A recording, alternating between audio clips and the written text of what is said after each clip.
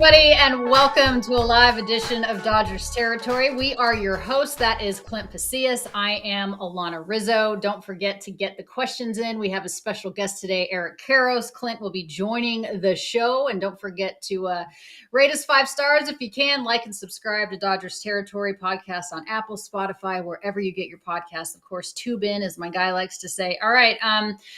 Before we get to Eric Karros, Clint, let's get into blue balls. Look at that graphic. This bums me out. I tell you what, when Mookie got hit, I was like, oh, I mean, right after we got the news on Yamamoto, I'm like, what is happening? What, in your opinion, my friend, is the most problematic one, the one for bigger concern? I mean, obviously, they both suck. Yamamoto is the bigger concern at this point. I was holding out hope on Saturday as he's pulled after 2 innings. I was like, maybe they caught something early enough. Maybe it wasn't that bad. It just needs a little rest on the triceps. But hearing it's a rotator cuff, you never want to hear that for a pitcher. So that one, we know this team has some pitching depth, but I don't know that they have enough to withstand the potential loss or the potential lesser version of Yoshinobu Yamamoto, when this is somebody who in theory is going to be their ace, to open a postseason series. So that one, very concerning to me. That's the thing, right? You're looking at it, and again, it doesn't require surgery, so let's not get ahead of ourselves here. But the problem is, it's like if the season were to end today, I mean, your 3 starters are Glasnow, Yamamoto, and Gavin Stone probably, right? Although Bobby Miller's back, but you don't know what the heck you're going to get. Bobby Miller's going to start on Wednesday in the Colorado Rockies series, Clint. I think in the regular season, you can withstand Mookie being gone, but you can't withstand a hit like this to your rotation in the postseason. Yeah, I mean it's giving shades of 2021, where they had some injury issues throughout the season. They also just had some pitching issues. I generally like to avoid the name online, Trevor Bauer, but they lost Trevor Bauer before the All-Star game, and that proved to just be a massive blow. They go out and get Max Scherzer, and then he is unable to answer the bell in the postseason. Things just kind of fell apart. We've seen how this team responds in the postseason when it's low on pitching, when it's low on healthy starting pitching. I agree with you. They could withstand Mookie Betts being gone for, let's say it's 2 months. We've been through this. I'll go to 2021 again. A bad season for the Dodgers. They were without Corey Seager for 65 games. They actually went 40-25 with Seager down. And hey, Alanna, we get to see Miguel Rojas at shortstop in the interim. I'm going silver lining on this. Yes. Finally, your dreams have come true. You have been clamoring and calling for Miguel Rojas to get more playing time at short, and that is going to happen now because with Mookie Betts out, obviously, for an extended period of time, no timetable yet for his return. I think he's seeing the doctor today. Then Miggy Rojas is going to get the bulk of the starting time at short. And then when you look at the lineup, Clint, it looks like perhaps they just moved Shohei up to the leadoff spot. That's the plan. That's what Dave Roberts said. It's going to be Shohei Ohtani in the leadoff spot. Been there, done that, has showtime. He's had success in the leadoff spot. He's also on, as Dave Roberts might say, he's on the come right now when it comes to the bat waking up 4 home runs in this recent homestand. So you're improving the defense for sure because you're adding a world-class shortstop at the position. You have one of the best leadoff batters still sliding into that spot with Mookie Betts gone. This is a team well equipped to withstand the loss of Mookie Betts. It's tough, though. It's very, very tough. You don't want to see a potential MVP candidate, likely front runner right now, and the leading vote getter at shortstop in the National League All-Star Game voting. You don't want to see him go down like this, but Mookie also kind of found the positive in it, and he's like, maybe it's a mental reset. I'd kind of complain maybe he's dragging a little bit, so I'm trying to be Michelada half full with this one, as my friend Doug McCain might say. But still, just a very, very tough weekend. They take 2 or 3 from the Royals, but tough weekend for the Dodgers and these ugly headlines. Yeah, don't forget to like and subscribe. Follow us on Dodgers Territory. This is no gloom. Things could be worse. You could be a Giants fan. Well, see, there you go. There's the silver lining, as we're always reminded. We appreciate that. Yes, I mean, it could be worse, of course. The Mookie loss to me is more brutal. I mean, that's fair. I think it could go either way. They don't have offensive depth. and they moved Vargas off the infield to accommodate Mookie wanting to stop being an infielder. I don't think Mookie wanted to stop being an infielder. I think it was by necessity that Mookie went to right field. So let's make sure that we understand that. Jackson says, when I hear rotator cuff, I always think of Mark Fidrich. Is that how you say that, Fidrich? I don't want to think of that comp right now, not even slightly. Yeah, so I mean, let's say I have a question for you. So maybe, we've had the conversation about, is Mookie Betts the best starting shortstop? Should he be the shortstop for this team for the entirety of the season, heading into the postseason? Is this, I don't want to call it an opportunity, but they're going to have a couple of months to kind of assess the situation. Maybe Miguel Rojas stays healthy, he takes over in that spot. Maybe they find a trade partner. I'm going to throw Francisco Lindor's name out there again for fun. But do you think that maybe there's a scenario where Mookie gets healthy and he's not the shortstop anymore when he comes back? It just depends on, who's out there that's better? Who's out there in the organization already or within the organization that's better than what Mookie Betts is going to give you? And I don't see Francisco Lindor in a Dodger uniform. There's just too much tied to him as far as money and on all of those types of things. So again, it's like people always clamor like next guy in, and this guy's a bum. Well, who out there is better than Mookie Betts? So when Mookie comes back, it's going to take him. I'm more concerned about Mookie getting his timing and rhythm back offensively than I am about who's going to play shortstop. At that point, I just want him to be healthy. I want him to. It's not supposed to require surgery. Those are all good things, but it makes me nervous.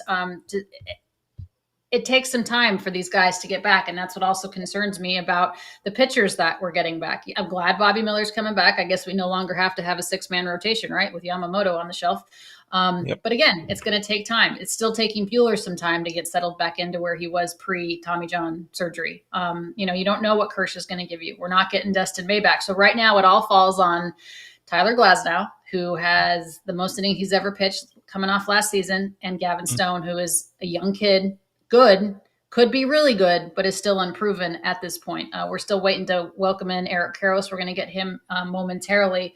Do you think there was a little bit of frustration? I'm asking you to speculate. You and I don't know this, but do you think there's a little bit of frustration with Dave Roberts on how the whole Yamamoto situation? I don't know, and you and I discussed this. I don't know that Yamamoto would have been pitching on Saturday had Dave realized that what he was dealing with before was going to turn into this rotator cuff situation. Yeah, I think you read Dave's words as opposed to hearing Dave's word. Hearing them, they're a little less harsh, but still, how Doc is. He is somebody. He will tiptoe around throwing some people under the bus for lack of saying it in a better way. He pretty much like tiptoed onto that line of kind of saying, hey, you know what? This is what we were told. Here's a quote. It's like, I've never put a guy out there where he can get hurt and is, that's part of it is trusting the player, listening to the player and, telling them how he feels. And if he feels like he can pitch, he's going to go out there. More from Dave. I can't be in his body. I need the communication as well. Kind of putting some of the onus here on Yoshinobu Yamamoto. I don't know if he's trying to force his way through that situation, hoping it would go away. But if you're feeling pain, I think it did get worse over those 2 innings. But if you're feeling the pain, you got to shut it down quicker, or you got to tell your team, you know what, for the sake of the entirety of the season, let's put me on the IL now. Let's just try to nip this in the bud now, so it doesn't become a potentially 1, 2, 3 month thing, because we don't know. We have no idea of the severity of this injury and of the timeline for return. I agree. It's easy to paint things with a broad brush and act like we know everything, but there's so many different things that go on behind the scenes that we actually have no idea about. One thing we do know is that the first round of All-Star voting totals have come out. Not surprisingly, Mookie Betts, or maybe surprisingly for some, I don't know, in the National League, is the number 1 vote getter at short. There were a couple of Padres on there that surprised me a little bit, and not because it's the Padres. Calm down, Padres fans. Not that there's a lot of Padres fans listening to Dodgers territory, but Fernando Tatis Jr. in right field, I question that a little bit. I don't don't question Jurickson Profar in left. I think he's had a solid year for them. Clint, I don't know if you saw the first results, and here they are. As far as the National League and American League is concerned, were there any surprises for you as far as this? Ohtani as the DH, of course. Mookie is on there. I don't know. Here's all these are all Dodgers at this point, but these are not the starters. The starters, as far as the totals, came out for that too. And Mookie's a starter, and so is Shohei at the DH spot. Yeah, I mean, I don't think there's any major surprises there. We know everybody loves Mookie, and all the storylines around Mookie Betts being a shortstop was probably going to get him a lot of votes in there. Kind of surprising to see Gavin Lux up there in that 5 spot. I mean, I guess there's not an abundance of second base options, and not to take away anything from Luxy. He's playing a very good defensive second base, and the bat's making its way around, but no major surprises at all for me. Of course, Shohei always going to be that leading vote getter, whatever league he's in. But anything stand out for you? Yeah, Teoscar Hernandez should be starting. I mean, he at very least should be in second in voting. I mean, I don't know how Teoscar Hernandez isn't representing the National League in the All-Star game. I mean, what he's done amongst outfielders and what he's done for the Dodgers in general. I get it's a popularity contest, and that's fine, and give credit to the San Diego Padres fans for stuffing that ballot box. That's what Dodgers fans should be doing. That's what every team's fan base should be doing, is stuffing the ballot box, because that's how these guys get in. It's a popularity contest. That's why Vladimir Guerrero Jr. is the leading vote getter in the American League at first. Vlad Guerrero Jr., no disrespect to him, he was an MVP candidate. No disrespect to him, he's not the number one first baseman in the American League this year. But again, Toronto Blue Jays fans, plus he has the name, he's the number one lead getter, or number one vote getter right now in the American League. So Dodger fans, if you want to see your team represented, get out. You don't have to get out. Get on your computer. Vote. Yeah. All right. We'd like to welcome in a 14-year big leaguer, 12 of those 14 years with the Los Angeles Dodgers, one of the best first basemen in Dodgers history. Eric Karros is on the road with the team in Colorado. EK, I have been trying to pin you down for 2 months. I wanted you on our show for a long time. Thank you so much for being here. I hate that it's in this circumstance, EK, but what was your first reaction when you heard that Yamamoto was on the IL, and then when you heard that Mookie Betts broke his hand? Well, so the crazy thing is I was driving into the stadium yesterday, right around the 7th inning or something. I'm going to make this road trip to Colorado with the Dodgers, and I'm listening to the radio, and they're talking about Mookie Betts has just been hit. Oh, he's down in pain. And I'm thinking, there's no way that just happened. No way. And then instantly, anytime you think hand as a hitter, you're thinking, oh my goodness, that's a broken bone or something in the wrist or whatever. Obviously, the news came in after the game. Brutal. The Yamamoto thing. Look, when they talked about tricep tightness, prior, you just go, okay, that usually has something to do with rotator. And then you're taking a look here at Mookie. It just, he had nowhere to go. You see a lot of guys, especially if you look at the Dodger team, Shohei Ohtani has got all kinds of padding over both hands. Mookie, I don't believe padding on any one of the back part of his batting glove. And, I guess the good thing, if there's any good thing, it's June, right? And it's not August or September. But the Dodgers are going to be without 2 core pieces for a while. EK, a couple of devastating blows there. You've been in the clubhouse, you've been in the locker room, both as a player, as a reporter, as an analyst. How does this affect a team knowing that you're losing arguably your number one starter and absolutely your leadoff batter? How does that affect the clubhouse? So with the Dodgers, though, I think it's a little different, just because they feel that they're good enough, deep enough that they can withstand this sort of thing. If you were a club that didn't have quite the star power to lose somebody like this, you basically, your season's done. Be able to withstand things and wait until these guys get back. But as far as how do you feel, games go on. And as Tommy Lasorda used to say, when you have problems, 60% of the people don't care, and the other 40% are glad you have them. And I think that's just what's going on here in LA. Leave it to Tommy to say something like that. He's not wrong though, and nobody's going to feel sorry, EK, for the Los Angeles Dodgers. You cover a lot of things nationally for Fox as an analyst. So tell me, what do the Dodgers need, Eric, to be able to compete with the Phillies of the world, the Orioles of the world, and we saw what they did against the Yankees, but they didn't have Garrett Cole or Juan Soto at that time. Right. So I still think, could they match up now and play well? Of course. And could they win? Yes. When you get into those series, though, I think one of the things you're going to have healthy starting pitching. And we saw that last year. We talk about the Dodgers, being eliminated last year in the first round.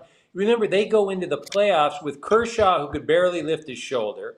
Lance Lynn, who really was a shell of himself, and Bobby Miller, a rookie pitcher. And that's one of the things that they won't go into the postseason. That's the plan. Guys will be well rested. They'll have some horses, and I think that's something that's going to give them a much better opportunity. Look, when you get into the postseason, a 3, 4, 5 game series, whatever it is, who knows? Who knows what's going to happen? But I do believe that the Dodgers are more geared and are setting themselves up more to be ready for the postseason than the emphasis on the regular season. And you don't want to say the regular season doesn't matter, but the bottom line is you want to be as ready as you can be come postseason. And if that means giving away some games during the regular season, so be it. Yeah, Dodgers fans really don't like that. They expect to go out there and win 160 of 162 games, and Right. any potential losses is, you've seen it on the internet probably. It's brimstone. It's people with pitchforks and torches. This is an opportunity for this team to kind of see what they're made of beyond Mookie, beyond Yamamoto. I think we got a little over a month until trade deadline time. Do you think that's enough time to assess whether or not Andrew Friedman and the front office need to kind of go hard in the paint at adding to this team, or is it going to, mainly a shortstop, or is it going to be, in your opinion, more internal, more Miguel Rojas, and maybe seeing what they have at the AAA level and throughout the organization? So I think obviously initially it's internal, and when you talk about going outside the organization, you're going to have to find somebody that wants to trade with you, right? And right now, with the way the National League is set up, I mean, there are 3 teams maybe that are going to be sellers, if that, maybe 2. It just doesn't look like that there's going to be a lot of opportunity. And yes, you bring into the American League, and there's some teams there that they're obviously out of it, but there's so many teams that are 1, 2, 3 games. And then what is out there? And you mentioned the shortstop position. So who's out there at short that teams are willing to separate themselves with or willing to give away? I know the answer, at least with the Dodgers, or the talk, especially in the offseason, was, Corbin Burns and Willie Adames over in Milwaukee. Those are guys you got to get. It's like, well, yeah, I got a wish list. I want all sorts of things, but that doesn't mean I'm going to get it. And for me, the Dodgers, you've got some internal options. You're going to have a month and a half for guys they're going to get opportunities. And you can't say that Mookie obviously not being there and him trying to continue to make strides and feel more comfortable. Obviously, this doesn't help. But on the flip side too, it gives him a bit of a mental break. And this isn't to say that Mookie very well could be your starting shortstop, come the postseason. And I think the Dodgers still expect that right now.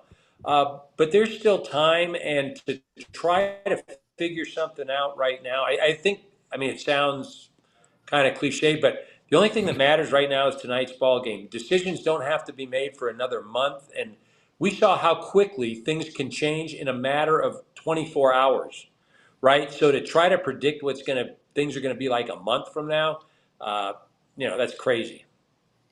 So, kind of staying on the idea of, they have a little bit of leeway. Of course, these Dodgers are going to win the National League West, or at the bare minimum, they're going to make the playoffs. I'm playing around with the idea. Do you believe, or could you see? I want to talk Gavin Lux potentially moving back to shortstop after all the drama we saw at the end of spring training. In his head a little bit, he looks like he's settling in. He's looking more comfortable playing Major League Baseball again after missing all that time with the knee.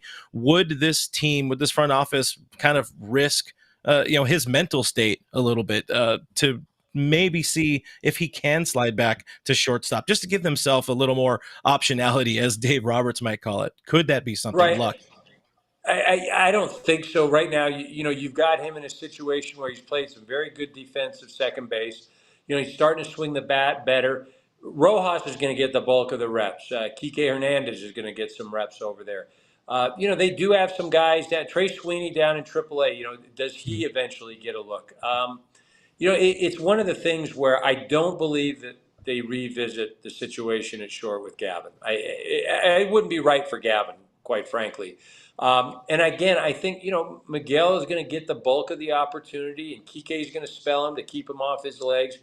And I think that probably works. And they'll find out, too, with Mookie. He sees Dr. Shin today. I don't know if he's already seen him. I haven't heard anything yet, but he is the preeminent hand specialist. And you're going to get a better idea after today how long this is going to be. Is it just a break? Is it something that, something else may need to be done as well? I just don't know. But once you get the results after seeing Dr. Shin today, I think it will be a much clearer picture of what the Dodgers have to do. Eric, what are realistic expectations when Mookie does come back as far as getting his timing and rhythm back? It's not as if he's going to come off the IL and be ready to go in MVP form like he was hitting prior to the injury. What's realistic to expect there? So again, it just depends on what the diagnosis is. If it is just specific, it's just a break, and you put it, you immobilize it, it may be down for 4 to 6 weeks, right? If there's something that, it's complicated with, you get into the ligaments and tendons and all that, then that's something different.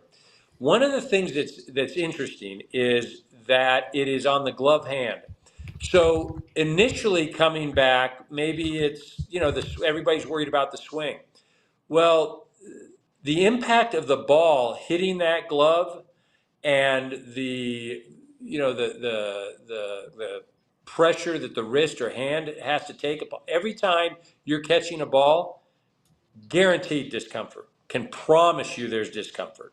So, how long till that dissipates? How long before you overcome that? So it's not just about the hitting, it's also about the defense, and it's about, handling yourself out in the field and catching the ball. There it is. Alanna, you want to? Our friend Scott Gearman had a question. Yeah. There. Okay. He wants to know, Eric, if he believes Mookie will return to shortstop once he returns. I think we answered that, right? You don't think it's going to be Gavin Lux? I mean, will they keep Miguel Rojas there? Maybe not, just because of the wear and tear on his legs. Does Mookie take over when he comes back? I think it's going to be up to Mookie, and it's going to be up to what happens. So if Miguel Rojas proves that he can play and he's doing well, then it's going to be up to Mookie. Like, do I want to come back and, engage at shortstop? Do I want to take that on? Do I want to play somewhere else? It's going to really revolve around, how does Mookie physically feel? Where is he mentally? And where are the options for the Dodgers? And again, in a month from now, we have no idea where things are going to be. And like I said, you just go back 48 hours ago and, the Dodgers were in a much different spot. So we know how quick things can turn. Very much. Shifting gears just a hair. We know the Dodgers have another starting pitcher option down at the minor leagues. I don't know if you know this kid, Eric Karros. Talk a little bit about getting a chance to see him in spring training and kind of his development as a big league, or we'll call it big league prospect. Give us the inside scoop on your boy. So I had an opportunity to see him obviously in spring, and then the Dodgers used him in the Freeway Series where he got to pitch against the Angels in Angel Stadium and did very well. Started off at Great Lakes, was electric there. They moved him up to Tulsa AA. Hiccups in his first start, no doubt. But since then, he's had 5 starts, and has been just as dominant as he was in Great Lakes. So things are going well for him. It's a pitching-rich organization, develop pitchers as well as any organization in the game. He's fortunate to be there, and we'll see where the road takes him. Well, he has a hell of a dad to learn from, obviously, as a position player, but just a wonderful family. Eric, thank you. We appreciate you taking the time. Best of luck against the Colorado Rockies. Safe travels, and please, no more injuries, okay? Put those boys in bubble Right. wrap. Will do. Thanks a lot, guys. Take care. All right, Cheers. Eric Karros, one of the best first basemen in Dodger history. Always a pleasure. Time now, Clint, for last licks. Maybe.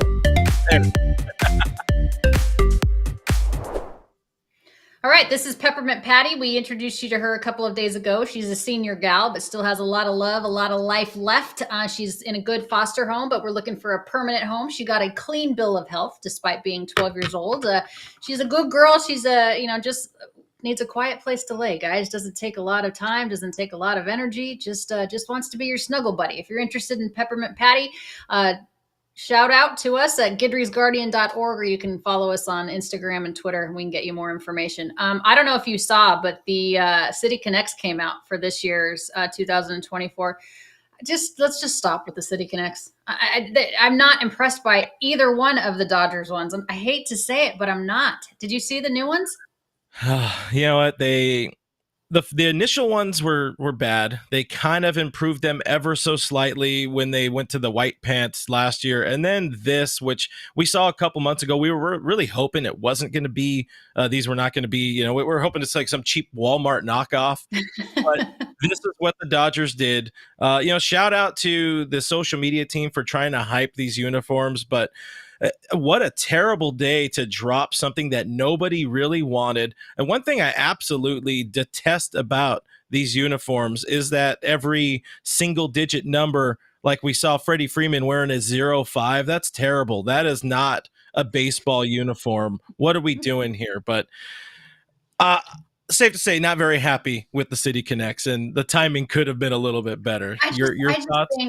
I just think you're the Los Angeles Dodgers. Okay. That jersey to me is just a little boring. It just kind of looks like a road kind of no. I mean, listen, I don't have a creative bone in my body. It's easy for me to judge, but I don't know that I could create something better. But to me, that there's just not enough pizzazz. You're the Dodgers. Like there's so much richness in that city. I do like the hats. The hats are pretty sick. I just don't like the jerseys. I just think they're a little blah. I mean, I think the first ones we had a couple of years ago were too much. It was too dark. It was too, I don't Too know. much blue. These are just too blah. We need something like in the middle. The hats are dope. Rest assured. I'm with Jose. I think the hats are pretty dope. I wouldn't say trash on the rest of the stuff, but I just think I think we missed the mark. Powder blue was right there. You remember those powder blue uniforms? It might have been just before, or maybe it was your first season covering the team. No, I wasn't there yet, but I remember the powder blue. Yeah, new ones are trash. They should just wear Brooklyn throwbacks. Yeah, that's literally a uniform fans have been begging for online for the last decade plus. They want the powder blues back, but I guess Dodgers aren't taking. They're not taking inquiries at the moment. Chris makes a good point though. Just bring back the old school Brooklyn jerseys. Why not as a City Connect? Yeah, I like the hats. Wish they weren't navy though. The rest of the uni, yuck. I would rather see Players Weekend back with the names on the back of the jersey, a little bit of fun for the players, as opposed to these. I wouldn't call them monstrosities because you don't want to crap on artists. Somebody put time and effort and work into this, but I like that. Chris Frosecker saying with the funfetti sprinkles, the sprinkles in there. Yeah. It's a little rough. It's a little rough. So I understand that I was asleep, but actually I wasn't asleep yesterday, but you had an emergency show last night because of your reaction to Mookie getting hit. I didn't see it because I don't know what the hell I was doing, but so you felt that strongly, huh? I wasn't drinking yesterday. You felt that strongly that you had to have a show. We did an emergency show on Saturday to kind of complain about that loss, the Yamamoto situation, and then this morning I dropped a video talking about Mookie, kind of getting into more thoughts, just because I know there's so much talk about it. I want to get the Mookie thoughts in the tank out of the way early. I got another stream coming up at 4 p.m. as a pregame show today on All Dodgers. By the way, check it out, All Dodgers with Clint Pasillas. Hey, that's me. Where we're taking fan calls. I have our voicemail hotline, and people people have they've called in. There's a little bit of unease in the Dodgers fan base right now. So, another thing, people want you on the show, and I'm like, we already do a show together, and she's a Oh, that's busy nice. woman. I'd be happy to come on your show. I'm not that One of busy. these days, Happy to come on your show. By the way, real liquored up. well, that's fine too. By the way, Justin Turner was on Foul Territory earlier before Dodgers Territory today, so check that out. That episode's about to drop. I mean, it's already out there. You can take a listen to that. And Ken on Fair Territory also gives us thoughts about everything going on with the Dodgers. Clint and I will be back together on Thursday for Dodgers Territory at 12 p.m. Pacific, 3 p.m. Eastern. Until next time, thanks for listening. Bye.